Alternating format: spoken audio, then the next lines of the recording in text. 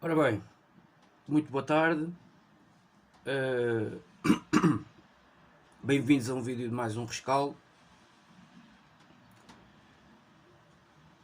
Este é o primeiro rescaldo desta época que já com uma chuva intensa que eu faço aqui.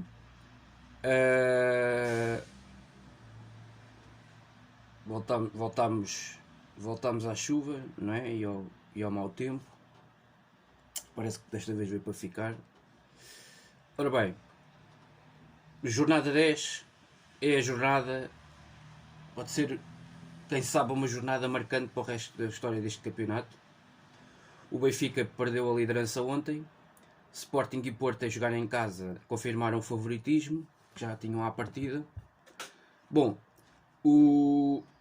escalpelizando aqui rapidamente o jogo do Sporting, o Sporting entrou com, em relação àquilo que tem sido os últimos 11, com algumas alterações em relação à Taça da Liga, o jogo com o Fama, mas em relação ao jogo com o Moreirense não houve grandes mexidas, grandes alterações.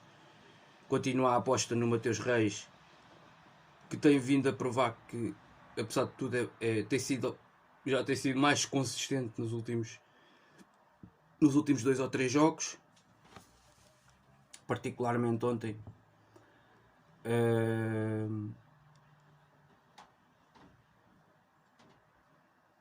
Viu-se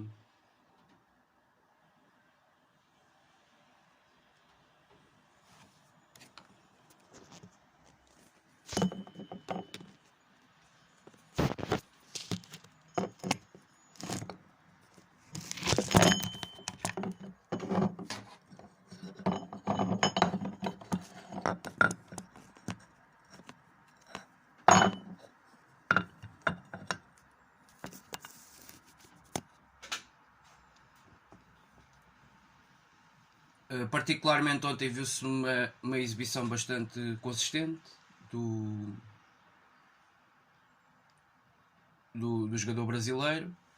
Ele que normalmente é alinhado ali a lateral esquerdo ou a central pelo lado esquerdo, mas nos últimos jogos tem sido até mais a lateral pelo lado esquerdo. O que o Amorim diz que tem feito uma gestão basicamente dos laterais do lado esquerdo, foi a explicação que ele deu ontem a seguir ao jogo, e que o Vinagre e o Mateus Reis vão fazer muitos jogos, só que ele pretende fazer esta gestão dos dois jogadores, dar-lhes minutos. Porquê? Porque ele já depois do jogo com o Ajax ele entende que o Ruben Vinagre, o Sporting na posição de lateral esquerdo, não tem um jogador muito acima, não há neste momento um jogador muito acima como há do lado direito com o Pedro Porro em relação aos Gaio. Do lado esquerdo não há um jogador muito acima do outro em termos de qualidade exibicional, em termos de consistência de jogo, e portanto neste momento o Amorim coloca o Mateus Reis e o Vinagre quase ali ao mesmo nível, e até penso que ele mete aqui na equação a possibilidade também do Nuno Santos entrar nessas contas. Isto tudo, claro, depois da saída do Nuno Mendes.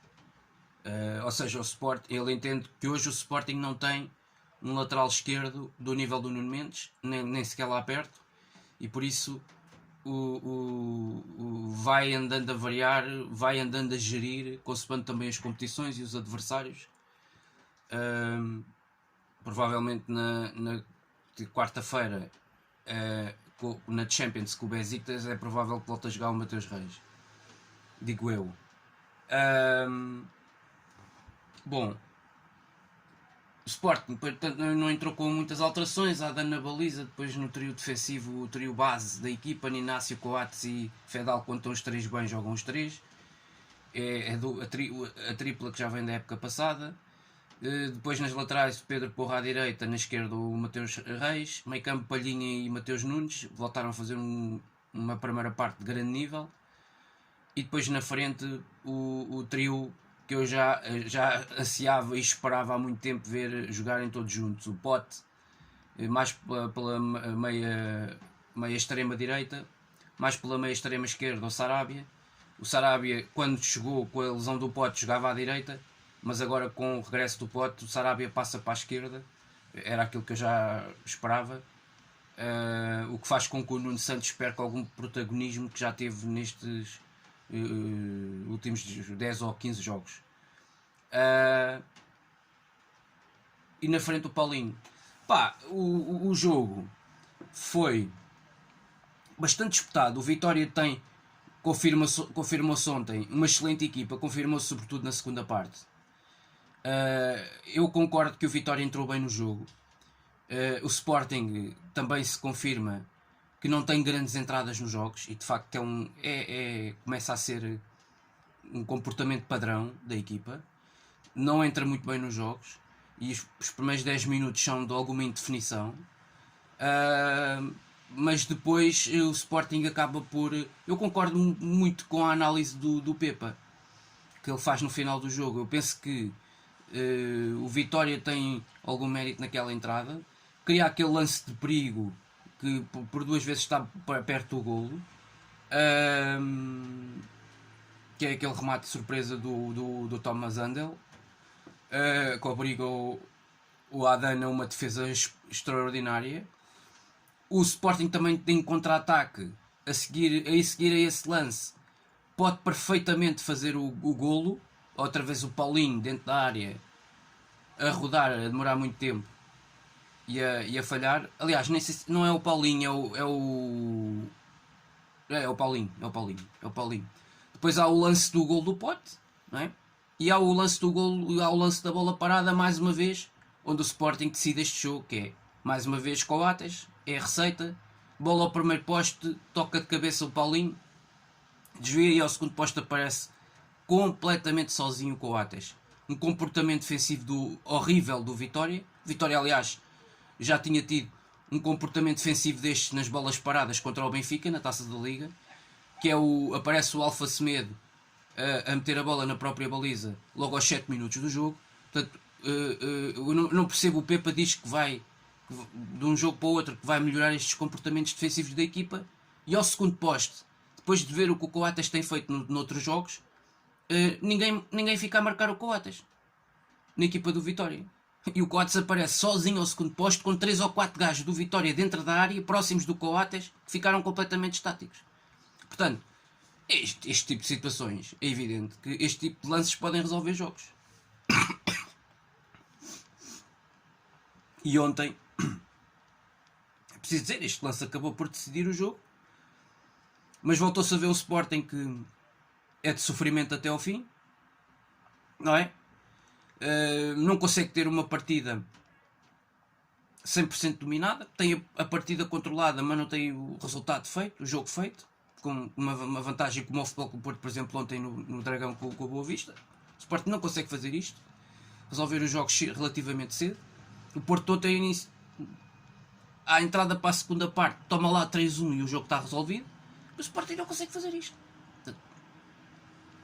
Cria várias chances, é verdade que tem 2 golos anulados, mas mal, o que eu achei, o único aspecto em que eu achei negativo ontem na exibição do Sarabia é ele ser apanhado várias vezes no limite do fora de jogo e acabar por cair nessa armadilha.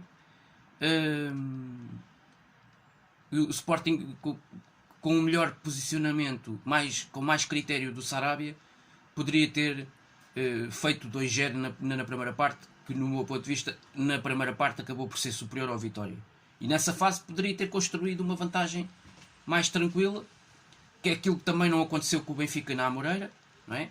E isto a este nível paga-se caro. Tu estás sempre a ganhar por 1-0, estás sempre ali no limite, não é? E depois o adversário, se os adversários têm este nível e têm esta qualidade, têm esta qualidade individual, técnica, com jogadores muito evoluídos, a qualquer momento podem meter uma jogada, uma bola parada, um lance de gênio individual de um Edwards, de um Quaresma, não é? No caso, por exemplo, ontem do Estoril, um Chiquinho, sei lá, um Rui Fonte podia ter entrado na segunda parte e num lance qualquer podia ter decidido o jogo. O André Franco, num lance de gênio, podia ter decidido a favor do Estoril. Portanto, contra este tipo de equipas que têm tanta qualidade, não é? para o nível do futebol português a que estamos habituados, não podemos pensar que uma vantagem mínima de 1-0 chega para ganhar jogos atrás de jogos. Uma coisa é que o Moreirense, que é uma equipa que foi praticamente inofensiva ao jogo todo em Alvalade, à exceção de um lance ou dois na primeira parte. Outra coisa é este Vitória, que a qualquer momento no jogo tem jogadores que dão pinceladas de gênio. Tem jogadores que dão pinceladas de gênio no próprio jogo de futebol. O Rochinha, o Edwards, o Quaresma, que entrou na segunda parte e que agitou aí de que maneira o jogo. São jogadores que pegam numa bola e a qualquer momento num jogo que parece que está monótono, parece que está controlado para o Sporting, toma lá o golo. Este jogo ontem fez-me lembrar um bocado daquele Sporting Rio Ave da época 19-20 com o Kaiser, que o Sporting está a ganhar 2-1 durante muito tempo na segunda parte e de repente o Rio Ave com o Taremi mete 2 bolas em profundidade, ganha 2 penaltis e o Rio Ave acaba a ganhar 3-2 com 2 golos marcados nos últimos 10 minutos do jogo. E este tipo de equipas representam exatamente este tipo de perigo. Portanto, tu não podes, ok, e isto é responsabilidade do Amorim, tu não podes adormecer à espera do apito final do árbitro a gerir uma vantagem mínima de 1-0. Tens que ir à procura. Isto é o Sporting, é o campeão nacional a jogar em casa tem que ir à procura do segundo golo, mas com mais insistência. O Sporting tem que ter mais bola. O Sporting teve pouca bola na segunda parte, deixou o Vitória ter muita bola. O Sporting teve pouca bola e o Sporting tem que ter mais bola. Portanto, acho que isso tem que começar por aí. Depois, mérito do Vitória, finalmente o Pepa percebeu que o Alfa Semedo não pode ser titular nesta equipa, na posição 6. Portanto, na posição no trio de meio campo, no triângulo de meio campo, no vértice mais recuado, meteu o Thomas Andel em vez de pôr lá está, apostou mais na juventude e deu-se bem. Não se deu totalmente bem por causa do resultado, mas a equipa foi mais equilibrada do que com o Alfa Semedo, do que tinha sido com o Alfa Semedo, por exemplo, contra o Benfica. Portanto, se calhar neste momento mais vale pôr o Thomas Andel do que propriamente o Alfa Semedo. Acho que isso foi o que saiu se calhar foi a melhor notícia que o Vitória traz deste jogo. É o facto de provavelmente confirmar que se calhar a equipa vai ganhar mais jogos com o Thomas Andel na posição do vértice defensivo do meio campo do que com o Alfa Semedo. Com o Alfa Semedo já foi expulso 2 ou 3 vezes neste campeonato. A equipa está sempre mais exposta aos contra-ataques adversários e o Thomas Andel neste momento faz melhor isso do que este jogador. Mas o Vitória realmente tem ali 2 alas de grande qualidade, quer o Rochinha e com uma intensidade no jogo, e quer o Edwards. O Edwards também já tinha feito grandes jogos contra o Marítimo, até contra o Benfica, e são de facto jogadores. Eu, a meu ver, para mim isto são 2 jogadores, são os 2 jogadores do Vitória, estes e talvez o André Almeida, são 3 jogadores para mim que já são para outro nível, num patamar superior ao Vitória, do meu ponto de vista. São 3 jogadores de grande nível. Eu gosto muito de ver estes 3 jogadores a jogarem: o André Almeida, o Rochinha e o Edwards. E o Rochinha e o Edwards, estes 2 alas do Vitória, para mim são jogadores já para outro nível, para um nível de equipa grande, até para estarem num plantel de uma equipa grande, ou para um clube de outra exigência no futebol europeu, no futebol inglês ou no futebol espanhol. Eu via perfeitamente estes jogadores a jogarem, a alinharem nessas equipas, em algumas dessas equipas desses campeonatos mais competitivos que o nosso, porque eu acho que já são jogadores preparados para dar o salto. Têm uma qualidade com bola que é incomparável, sabem muito bem o que fazer normalmente com bola, sabem fazer circular muito bem a bola, e depois com um treinador com a qualidade de processos que normalmente tem o Pepa e mete o Pepa nas suas equipas. Já o ano passado se viu isso e refletiu-se isso no Passos de Ferreira, com aquele meio campo com o Bruno Costa, com o Eustáquio e o Luís Carlos, e a equipa jogava à bola como poucas equipas deste campeonato. Por isso é de facto algo que é uma marca d'água de Pepa, em termos daquilo que é a forma como as dinâmicas e os processos que as equipas de Pepa vão adquirindo e depois vão explanando ao longo da época desportiva. Já se tinha visto uma grande segunda parte contra o Benfica a meio da semana, e em Alvalade o Vitória faz também uma bela segunda parte. O problema do Vitória são as primeiras partes. Foi assim com o Benfica e foi assim com o Sporting, no meu ver. Ontem com o Sporting em Alvalade podia ter sofrido outra vez 3 golos. Não fossem 2, está fora de jogo. Portanto, a equipa realmente, do ponto de vista defensivo, quando o adversário está por cima nos jogos, tem muitas dificuldades. Já se tinha visto isso também com o Aroca, por exemplo, para o campeonato fora de casa. Um jogo que parecia que estava dominado, controlado, e de repente o Aroca mete 2 jogadas de transição numa fase em que estava por cima do Vitória, em que acreditaram, fizeram 2 golos e o Vitória acabou por sair de lá empatado. Um jogo que teve tudo para conquistar os 3 pontos. Mas é um bocado isto, não é? Agora eu penso que houve aqui assim mérito do Sporting e mérito do Vitória, porque proporcionaram um belo espetáculo de futebol. Vá lá, este ano estou admirado. Este ano nem temos falado muito aqui de casos de arbitragem. Vá lá, parece que os árbitros aprenderam alguma coisa com a época passada, digo eu, penso eu, não é? Vamos ver se sim ou se não, se isto continua assim. Só o Benfica é que se queixa ontem de um lance, o lance que dá um lançamento a favor do Estoril, que depois no seguimento, o Benfica fala porque o lance no seguimento depois deu um pontapé de canto que deu o golo do Rosier ao minuto 89, 90. Mas não, o Porto também se queixa de 2 penaltis no jogo no Dragão com o Boa Vista. Eu acho que no jogo do Sporting em Alvalade não há, que é o jogo que me interessa mais, obviamente, não há propriamente lances muito... Já agora, ainda falando a propósito desse Estoril-Benfica, o Benfica queixa-se do lançamento, mas eu já agora queixo-me de um lance que ainda é antes destes lances todos, que é aos 86 minutos, em que me parece a mim que o Meité faz penalti dentro da área sobre o Chiquinho. Esse lance já ninguém fala. E esse lance, para mim, o Chiquinho ganhou claramente a frente à defesa toda do Benfica, dentro da área, claramente empurrado, e para mim era lance para pontapé de penalti. Com o VAR não se entende. E portanto, quando se queixam-se aqui do lance do Pizzi, eu vou-me queixar do lance da falta em que o Chiquinho é carregado dentro da área e portanto aquilo dava pontapé de penalti para o Estoril. Portanto, o Estoril, se não fizesse o empate aos 89, poderia ter feito aos 87. Portanto, não é por aí. O Benfica ontem empata justamente. O Benfica não anda a jogar absolutamente nada, 0. Mas em relação ao Sporting, eu já andava aqui a dizer há muito tempo. O Sporting e o Futebol Clube do Porto, mais cedo ou mais tarde, iam acabar por chegar à liderança. Aquele resultado do Benfica em casa com o Portimonense acabou por ainda deixar essa ideia mais clara. Que isso realmente a qualquer altura podia acontecer e que se calhar não era quando o Benfica... Ainda não era quando o Benfica tivesse aquela fase mais difícil de jogos, que vai jogar ao Dragão, que recebe o Sporting na Luz, recebe o Braga, enfim. Ainda nem chegou a essa fase e já o Benfica perdeu 5 pontos. Portanto, de facto, e o Benfica está quase igual o Benfica no fundo está quase igual ao que estava na época passada. A verdade é esta: o Benfica na época passada perde no Bessa e com o Braga em casa, 6 pontos. Este ano perde com o Portimonense em casa e foi empatar ao Estoril. Portanto, já perdeu 5 pontos. Portanto, o Benfica está quase igual ao que estava na época passada, ao fim de 10 jornadas. Portanto, já perdeu quase tantos pontos como na época passada.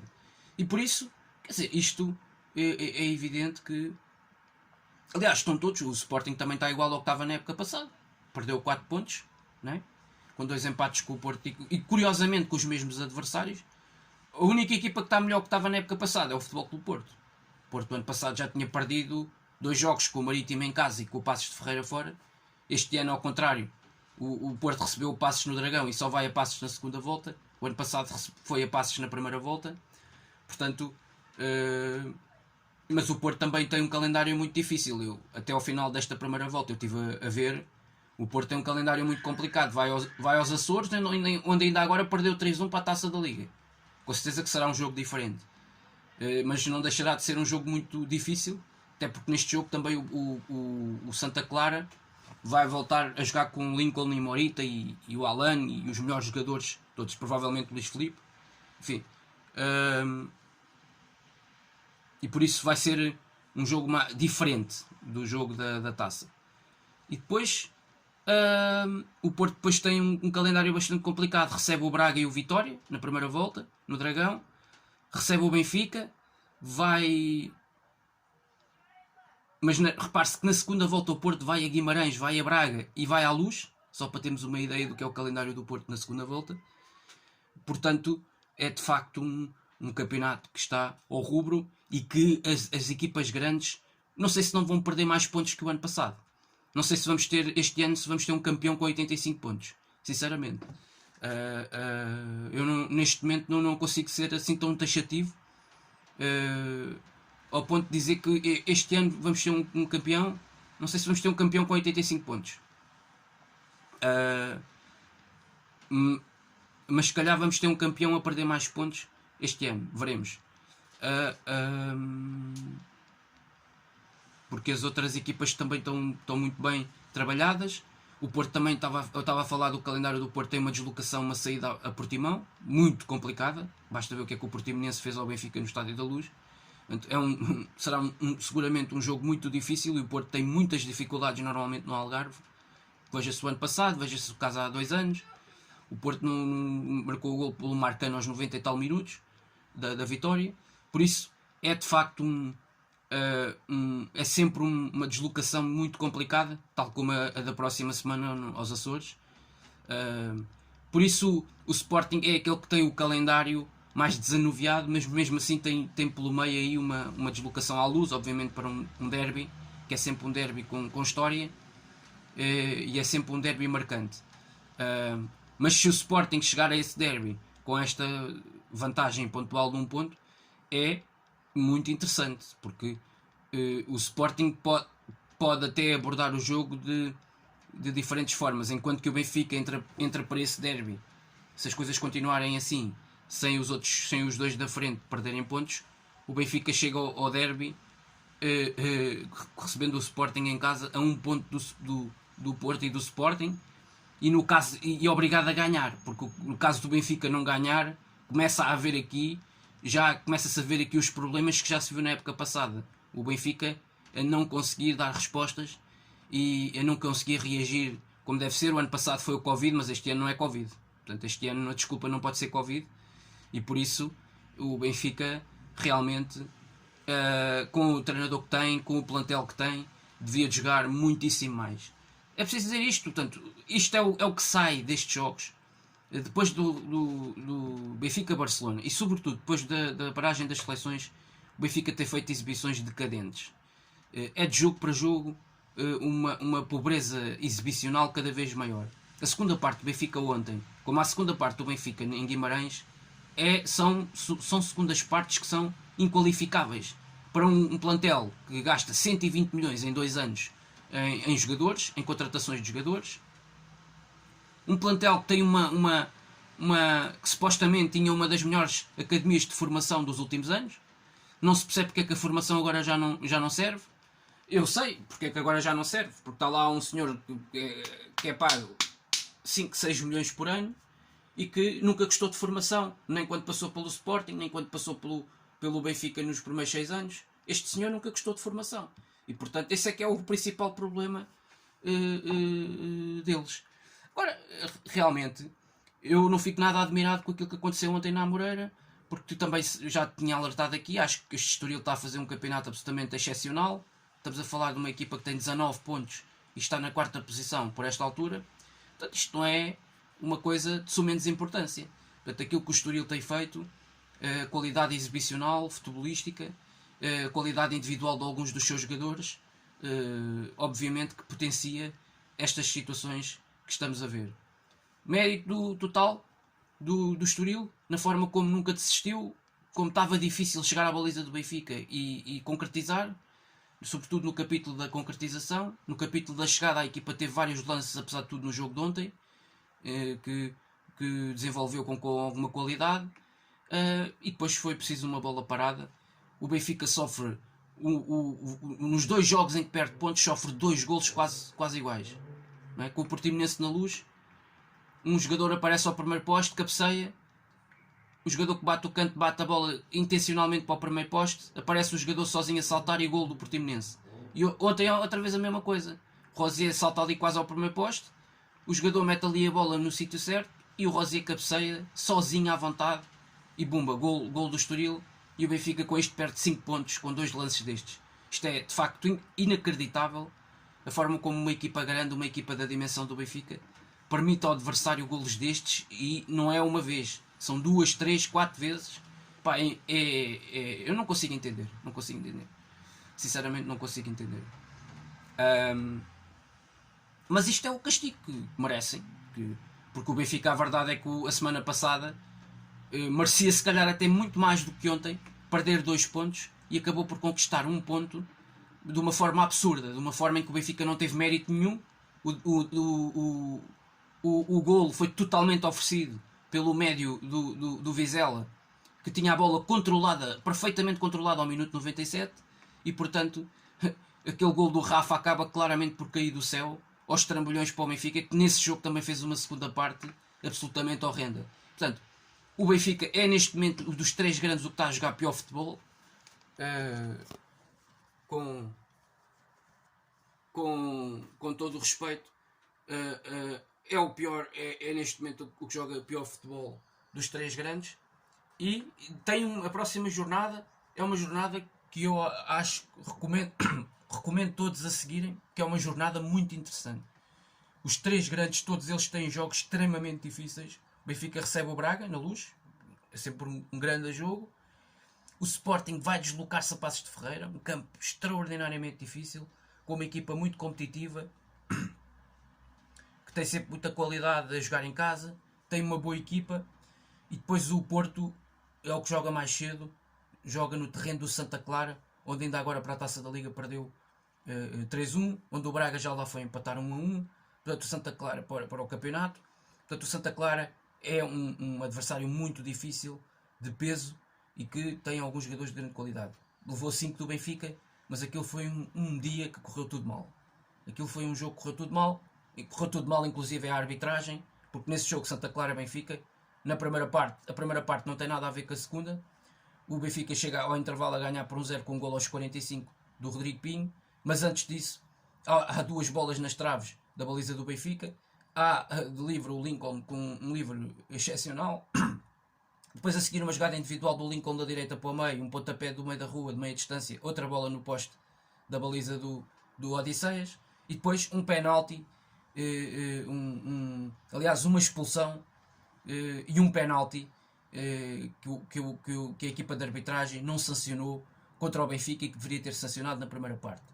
E com esses 2 lances, o Benfica a jogar com 10 e eventualmente a perder por 1-0 ao intervalo, o jogo poderia ter sido completamente diferente. O jogo nos Açores. Por isso, mas é preciso destacar também a primeira parte que o Santa Clara faz com o Benfica. E portanto, para demonstrar exatamente a qualidade que esta equipa tem evidenciado nos jogos em casa contra equipas deste nível. E por isso eu acho que vai ser uma jornada muito, muito intensa, com jogos de grande qualidade, com equipas que não se escondem, equipas a jogarem em casa que são muito fortes, que são muito fortes no aspecto posicional, que têm individualidades de muita qualidade, e portanto vão criar muitas dificuldades. Mesmo o Benfica em casa com o Braga, no momento atual que o Benfica atravessa, não vai ser um jogo fácil. Já lá vai o tempo em que o Benfica ganhava por 4 e por 5 ao Braga em casa. O Braga hoje, nos últimos 2 anos, o Braga ganhou no Estádio da Luz, e portanto para o campeonato. E por isso é claramente um adversário, no último ano e meio, é um adversário terrível para o Benfica. O ano passado perde a final da Taça de Portugal com o Braga, perde a meia-final da Taça da Liga com o Braga, perde na Luz para o campeonato com o Braga, aos 68 minutos já estava a perder na Luz com o Braga por 3-0. Portanto, e o Carvalhal normalmente nestes jogos prepara muito bem os jogos estrategicamente. E temos que falar um Braga que perdeu um jogo no campeonato até agora, e foi com o Sporting, o campeão, também na pedreira. Por isso, de resto, o Braga tem sido fora de casa, até tem estado bastante razoável, e por isso promete ser também um grande jogo. Não esquecendo que a meio da semana, obviamente, há a Champions League e há uma jornada que pode ser importante, para as contas finais. O Sporting recebe o Besiktas, o Porto vai a San Siro, num jogo muito difícil, vai ser completamente diferente do jogo do Dragão, e o Benfica vai a Munique para defrontar o Bayern, onde aí eu acho que o mais expectável é esperar uma derrota do Benfica. Os números não sei, mas há de andar por aí. Ora, já está aqui a ficar média luz. Eu vou então aqui despedir-me aqui deste rescaldo. Sporting ganhou, Porto ganhou, Benfica empatou. Os dois rivais do Clube da Luz assumiram a frente do campeonato. Sporting Porto 26 pontos, Benfica 25, e o campeonato está assim. O Sporting e Porto nos dois primeiros lugares do campeonato. O Benfica, que era o líder até agora, saltou para a terceira posição, uma vez que tinha os dois rivais à distância de 1 ponto. Dito isto, desejo a todos uma boa semana, com chuva ou sem chuva. Bom feriado para todos e saudações leoninas. Viva o Sporting!